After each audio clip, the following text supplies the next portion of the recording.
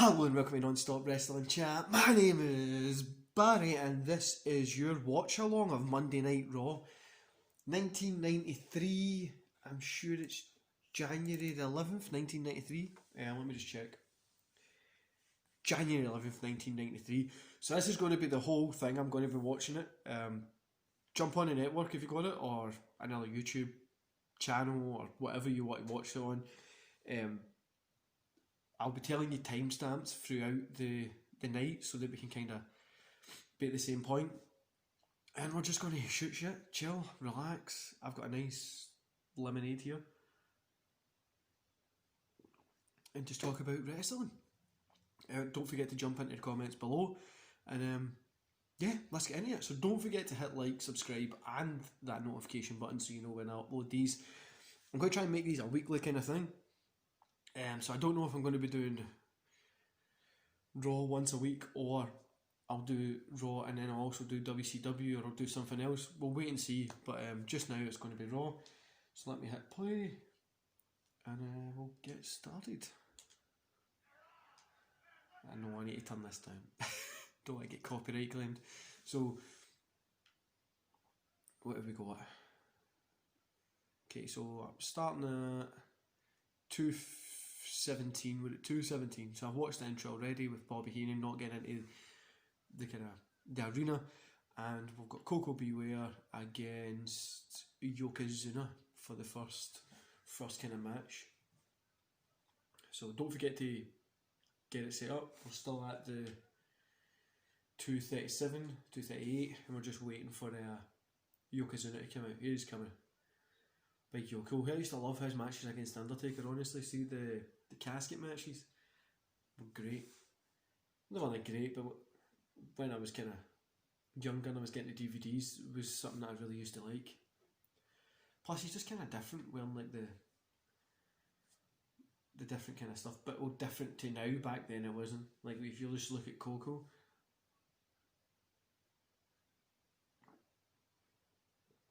so weird watching wrestling from back then with so many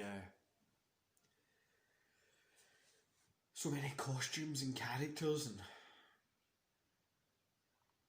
just a weird time in wrestling. I'm going to be updating the kind of the camera that we've got as well, guys. I'm going to be putting it in a more centre view, so where we're sitting just now, it's going to be moved over a little bit. There'll be some things at the back, and I'll get a little bit better of a quality of a mic as well.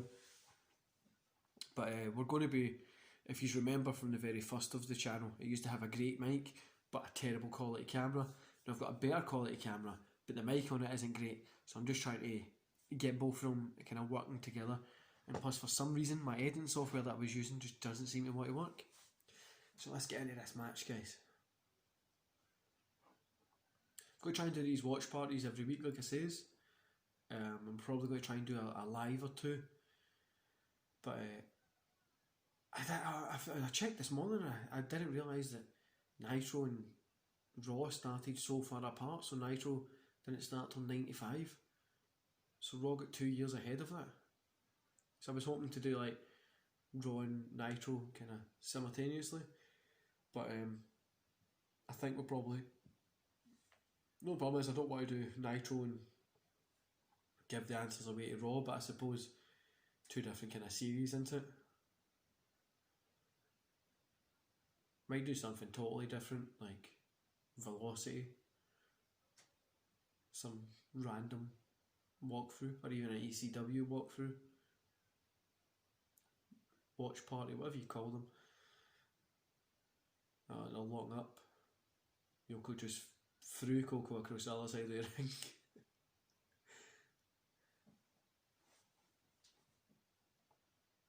That big bow in the back of Yokozuna just made me wonder, why would you not just pull the bow? Or like, I don't know. You know, nowadays they would probably put something in that and tie them up to the ropes. Again, not the Rona, guys, just a cough.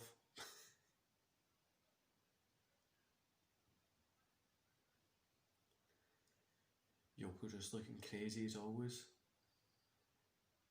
There's Coco bouncing back off him again.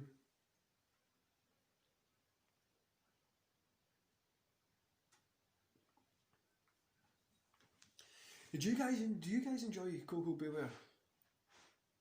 I was never really around for when he was really in wrestling. Like for when he was really there, like with the parrot and shit like that. I remember, if that's the same guy, I was never really there. Cause I was well before I was born, but I never really got into him around. No, never really got into him. Yokozuna, on the other hand, it was later when they kind of had when they had a few other like action figures that came out. But Yoko's legs look insanely big. The thing is, how the hell did this guy from Hawaii play a Japanese guy, and then how did he even travel? That would have been insanely uncomfortable, especially for, if you think about it, people like Andre Giant and shit would have been uncomfortable. Oh, going for the choke. And he throws Coco again. Mr. Fuji, one of the best. There's Yoko running, big bump to the ribs, and we're heading for the end. He's climbing up the rope. He's got 1 foot. 2 middle ropes, which pretty much have been pulled down to the ring anyway because of how big he is. On the chest. There's a 3. Yokozuna picks up the 1. An okay little match, nothing special. I enjoyed it, I actually quite enjoyed that one. Yoko just looking dominant, and you wouldn't be surprised if you've seen writing like this in today's show, and maybe that's why today's just doesn't really work. What's the thing about today's show is, I don't know, I just feel that you don't get the larger than life characters as you do like here.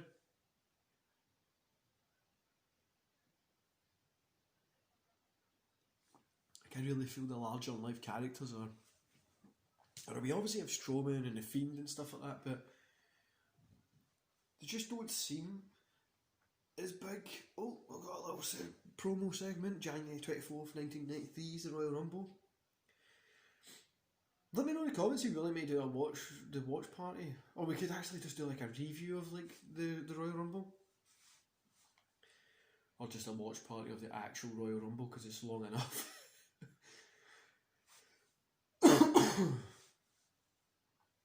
Razor Ramon, Bret Hart, exclusive on pay-per-view. I love as well when it's got like the call now and it's like not just now. Randy Savage looking amazing. Women in the ring with a Monday Night Raw card that doesn't have match number 2 or whatever. It's probably been like the 12th match of the night or so far, but big hair, who cares? Randy wearing his green hat. It's horrible to have this guy in commentary for. I loved him being on commentary, but I wished they would have put him somewhere back in the ring, get like a little food, even give him the belt for a bit. But I get what they were doing, going for the younger talent.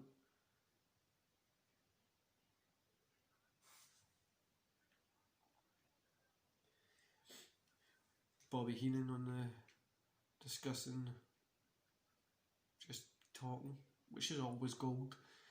So we're at 9:40. Sorry, we're at 10:13. 10 minutes 15 just now. 16, 17. So you can find out what's coming up next.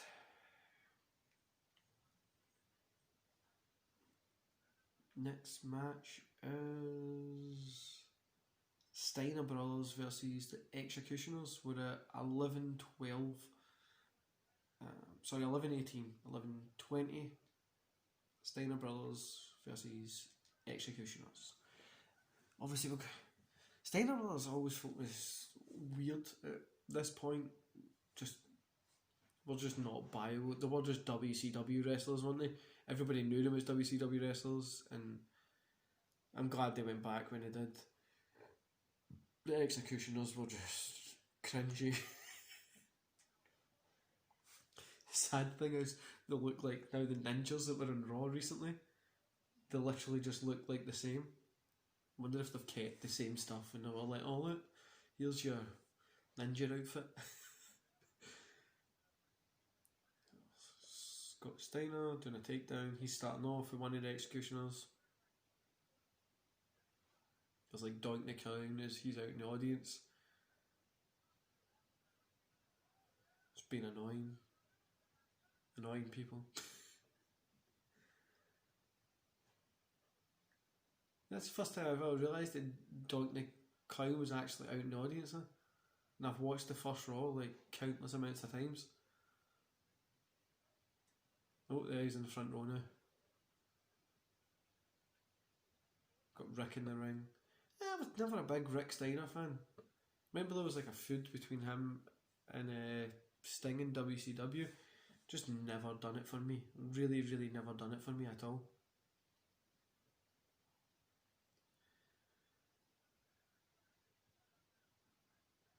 I love what the Steiners are wearing here as well.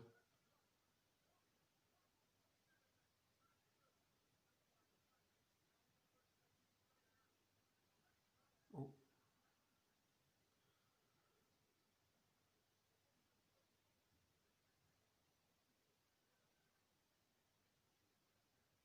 Sorry for any long silences, guys. I just get into wrestling a lot. So how are you finding the Raw? I'm enjoying it so far. See, for the first Raw to be on like TV and stuff, at the time, obviously Steiners were like a big name, but there wasn't like many big names in it. And wrestling was going through its lull period. See the amount of like comparisons you can take from this period to now. Like there was good wrestlers, but just not like big names still in it.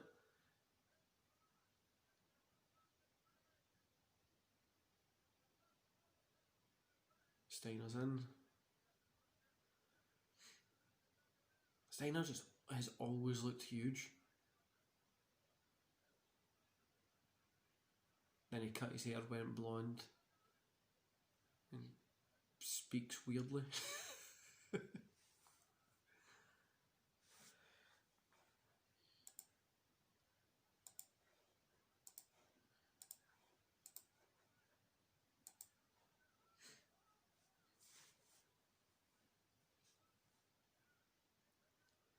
If you were possibly to be able to time travel to go back to see a wrestling show live, what would it be? For me, I would like to go back and see Rock Hogan live, Giant Hulk Hogan live. Sorry, Andre Giant Hulk Hogan live. Oh, Steiner Brothers picked up the win.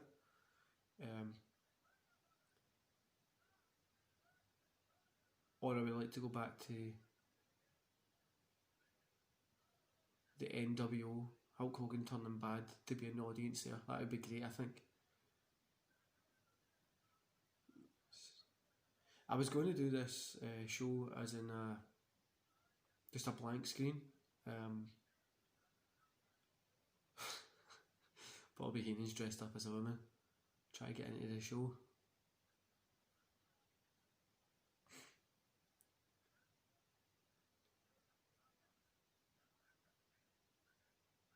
You wouldn't be able to get away with this nowadays. They would definitely want like a...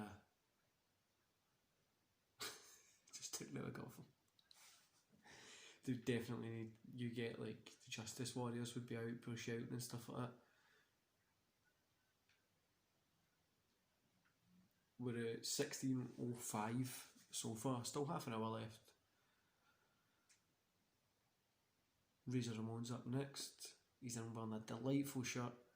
The shirts that he's wearing just now is the stuff that I would probably wear. I would let me know in the comments below where you would go if you to try and travel back and see one of the... like a great wrestling moment. Terry Funk winning the ECW title, being an audience there. It was a fat woman who just had Shawn Michaels #1 on one of her boobs. Like on her top.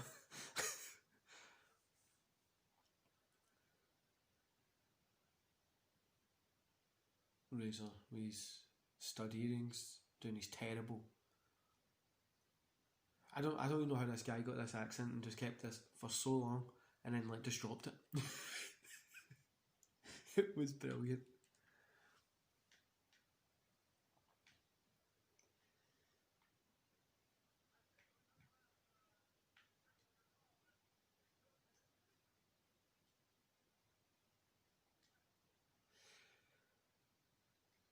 We got a little flashback between Razor attacking Owen Hart. Before Owen Hart looked much better, he was still kind of there. I'm going to move on to 2024, which is HBK versus Max Moon, and then on an NL title match. Because Tatanka was discussing headlock on Hunger, so I just bypassed that. Right, so where are we? We're 2041, 2042. There's the weirdest looking guy I've ever seen in my life. Max Moon. Literally looks like a Power Ranger. I suppose that's what they were going for. With dreads.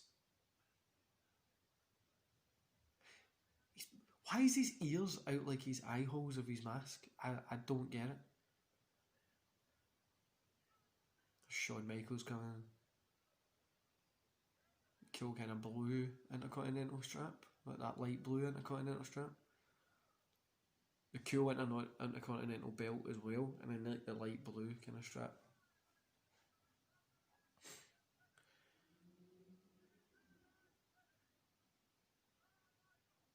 Something with a big, huge, disposable camera. How times have changed, man. 26 years ago, 27 years ago, 26 years ago. Just how far things have came now. All the things that we use in our daily life wasn't even invented back then as well, which is insane.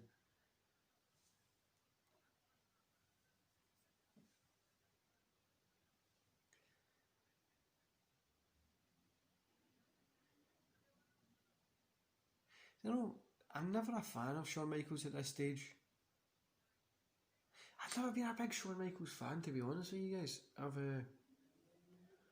I enjoy his matches. He is in some of the greatest matches of all time for wrestling. But personally, I just never really got into the guy's work. He just really kind of never.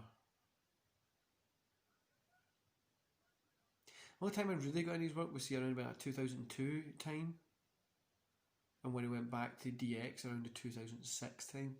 Apart from that, I just kind of don't know. I just never really enjoyed the character. Always, he's a good opponent for people that so for like Bret Hart at the Iron Man match. I love watching him against that. Against Undertaker in the Hell in a Cell. He's always a good opponent, but just never. Just never done it for me. Just never made me want to watch wrestling.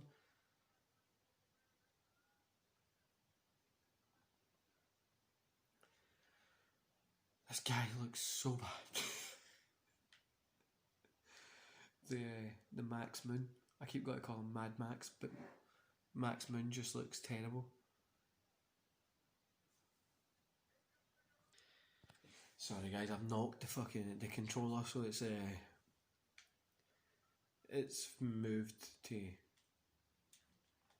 only like 5 minutes earlier in the match.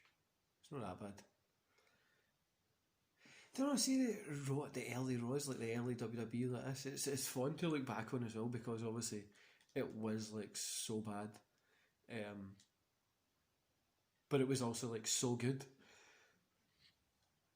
I'm at 27:41 by the way.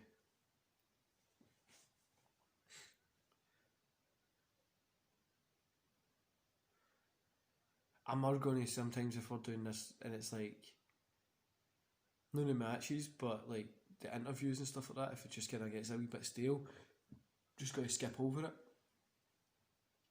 Just to saving time wise, guys, just instead of from sitting through it. But there's a lot of interviews on Raw that do get quite repetitive, and then there's a lot that are actually really good. So, oh, Max Moon try to go for a jump out to the outside, off the apron, crotch to the face. Shawn Michaels off, back in.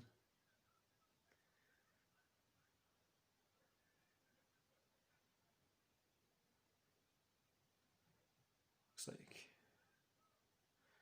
Max Moon, I don't even know why, like, everybody knows that he's not going to win, but he's getting a lot of offensive in.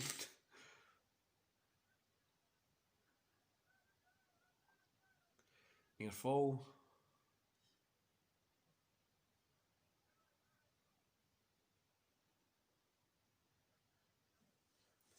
Body slam. Max Moon at Shawn Michaels. Oh, he misses a somersault thing. Sweet chin music.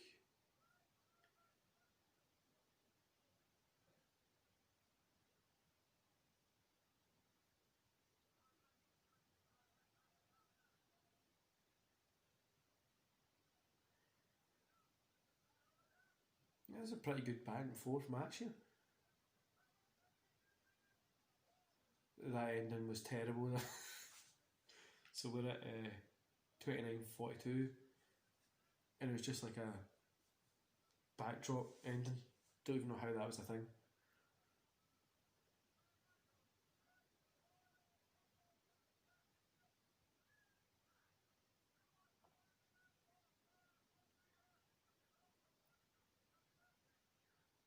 Shawn Michaels doing his normal spitting. What would that be had? Kid standing at the foot of the parents' bed. Waking up at 10 in the morning with 2 kids? That would be an idea. I can get up at fucking 6:30.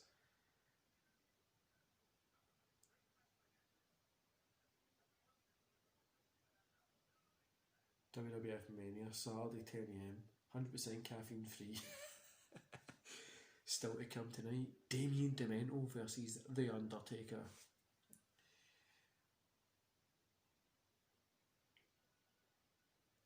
Fun thing, I got a Undertaker DVD years ago, and it was like 5 Undertaker matches, and it was like he was on the front with a purple glove, so it was like he's just like that kind of era, purple grey glove era, and it was like Damien Dementor versus Undertaker, Yokozuna, Yokozuna against Undertaker casket match.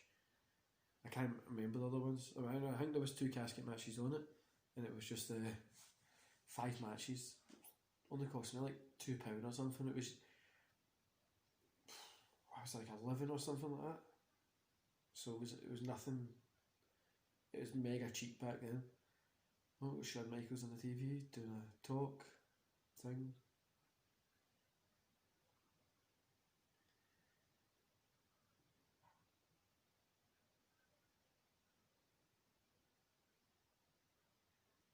Just promoting for the Royal Rumble 93. I quite liked the Royal Rumble 93, to be honest with you guys. It was... I wouldn't say it was my best one, but I love the Royal... Oh, there's Marty Jannetty. Don't really talk about him now, don't we know? Because all the weird stuff that he puts on Twitter and shit. Now, the weird thing about him saying that he killed somebody and then... And he didn't, he had...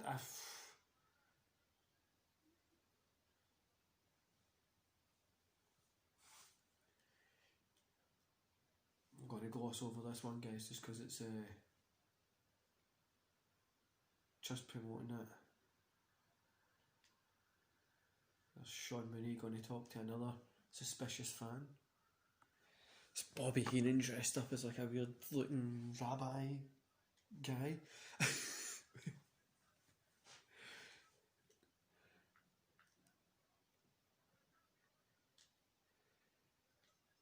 Right, Undertaker versus Damien Dementor. 39-48.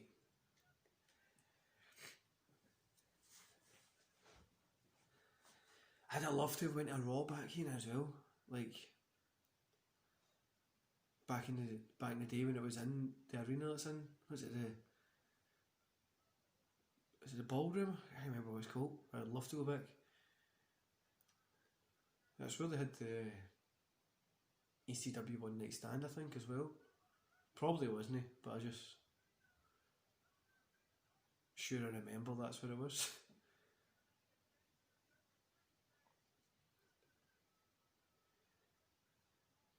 Undertaker used to just look so cool here.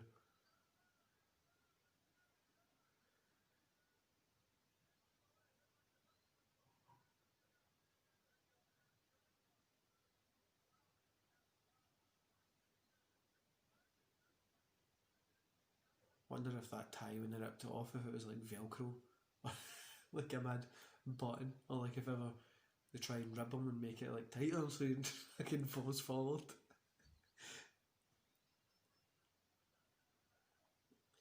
Right, we're underway. Damien Dementor, Undertaker.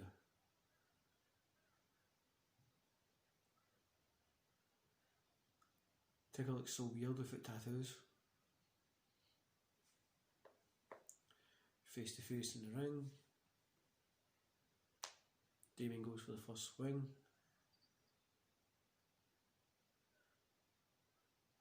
Damien with another hit. Every time Taker's trying to go for a punch, Damien's getting into him. Off the ropes. Undertaker puts Damien face first into the mat. I actually love Taker back, steal it back in as well, like back the way he used to look here. I think one of his best eras for The Undertaker is his Ministry of Darkness, and also when he had like the purple gloves and the purple leg things. I feel that was spanning two of his best kind of eras. The American Badass one was cool as well. It's Undertaker, he's always been pretty cool and he's always fun to watch as well.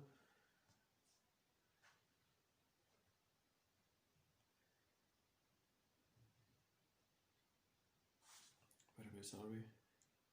42-31, 42-32. Big boot by Damien to Undertaker. Would you guys have liked to have seen Undertaker in WCW? I think I would have probably liked to have seen him in there. Obviously for that Sting match, but I feel like Taker against Kevin Nash, just like Taker and Diesel was great. Taker against Kevin Nash would have been a winner. Against Scott Hall would have been a winner. Opening up against the Steiners. Goldberg, a better run with Macho Man. A run against Hogan would have been great as well. Brett over in WCW, Chris Benoit. I really feel it would have been a good open up. A really good choice. But he obviously stuck with WWE. And it made his career. There's Undertaker got the win. Oh. He's got to attack him till Paul Bearer grabbed his head and showed him the wee gold urn thing.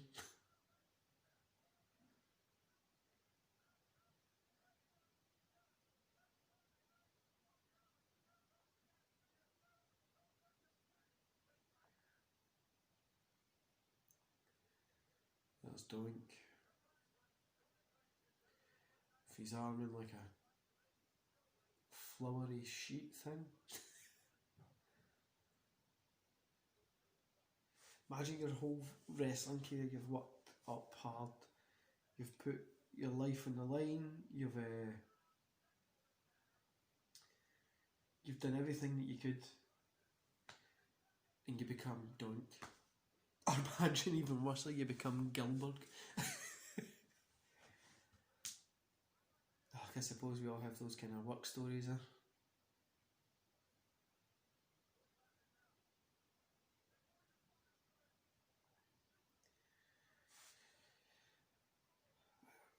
44, 46.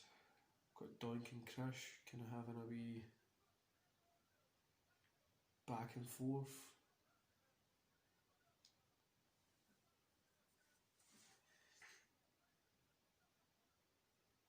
Doink spade Crush with a water gun. What was Vincent McMahon thinking back then? Doing all these, like, everybody has to have like a character gimmick thing.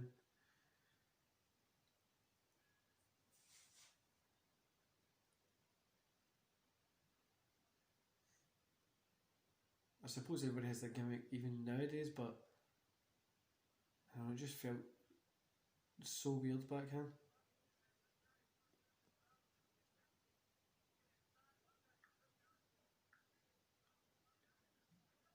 Oh, Heyman still try to get in. Oh, they're allowing him in because Raw's finished.